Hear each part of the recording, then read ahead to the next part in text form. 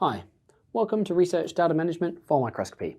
In this training resource, I'm going to show you some simple file organization strategies to improve the management of your microscopy research data. I'm Brant Roberts, Data and Informatics Specialist at Adelaide Microscopy, here to lead you through this journey. As a core facility at the University of Adelaide, Adelaide Microscopy provides researchers with access and training in advanced microscopy and microcharacterization techniques. We serve hundreds of users each year from health and medical, biological, geological, and plant sciences, as well as chemical engineering, advanced manufacturing, zoology, as well as corporate and industry partners. Yet, regardless of the physical source of a specimen with our advanced microscopes, the final result is a digital image file or digital data. Now, per experiment, a user may generate very few images that account for several megabytes of data, or with big data systems, thousands, if not tens of thousands of digital files that require many terabytes of storage. Yet regardless, the image files are going to be scientifically valuable. Now, it's an important definition. When I'm talking about microscopy images, I'm talking about research data. Images are more than just a pretty representation of a sample down to a micron or submicron resolution. Images are a structured array of pixels that contain coordinate and potentially some intensity data, the latter which is related to physical properties of a structure.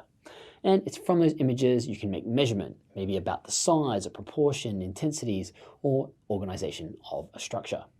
So these images are research data, and they form the evidence base for your research findings. So that's to say, they're essential to support conclusions within your thesis, your papers, patents, or other.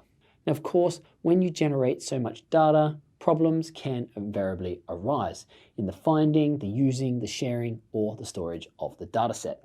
Knowledge workers self-report they spend almost 1 hour daily, 4.5 hours each week looking for data, if they can recover it at all.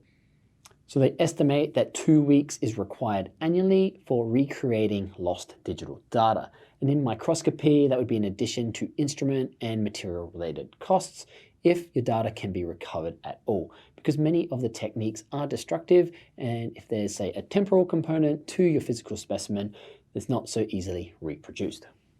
Also of concern is a consequence when using the wrong data. Say if an image was mislabeled or you use the incorrect version.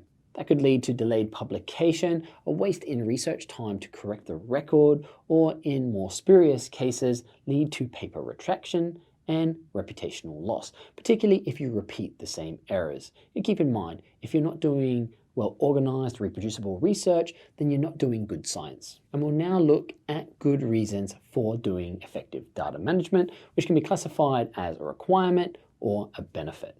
So there are, and it's becoming increasingly more common, institutional, funder, journal, and publisher policies for data management with which you'll need to comply.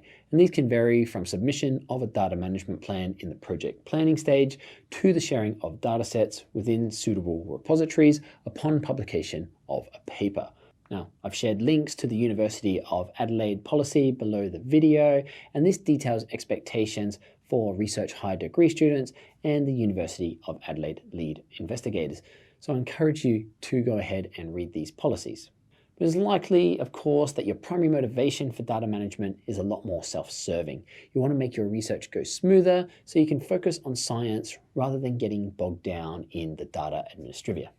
Well, data management is beneficial and it can make your research more efficient by making it easier for you to file, find, to store, and to understand the content of your microscopy data. Further, by understanding relationships between one image and others in a data set, you reduce the risk of data loss. For example, if you had files listed with an attribute numbers 1, 2, 4, and 5, you can quickly see that 3 is missing. Hopefully it's quickly recovered, and hence you maintain data set and improve data integrity. Now, good file organization also facilitates collaboration.